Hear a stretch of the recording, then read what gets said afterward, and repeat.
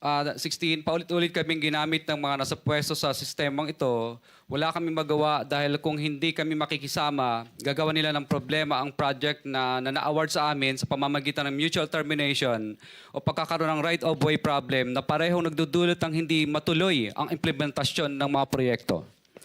Matapos naming manalo sa mga bidding, may mga opisyal mula sa DPWs ang lumalapit sa amin para humingi at kumuha ng bahagi niya sa halaga ng proyekto.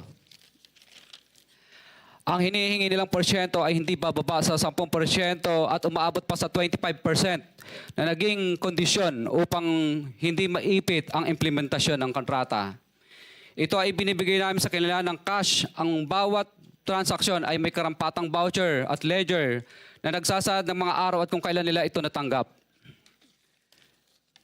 Ilan sa kanila ay sina Terence Calatrava, former Undersecretary of Office of the Presidential Assistant of the Visayas of the Philippines, Kong Roman Romulo of Pasig City, Kong Jojo Ang of Uswag Ilonggo Party List, Congressman Patrick Michael Vargas of Quezon City, Kong Juan Carlos Arjo Aitaide of Quezon City, Nicanor Nicky Briones of Aga Party List,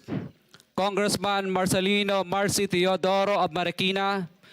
Congressman Florida Robes of San Jose del Monte, Bulacan,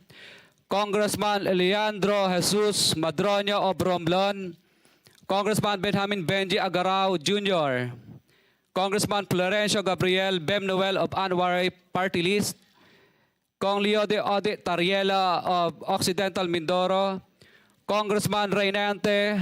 Arrogancia of Quezon Province,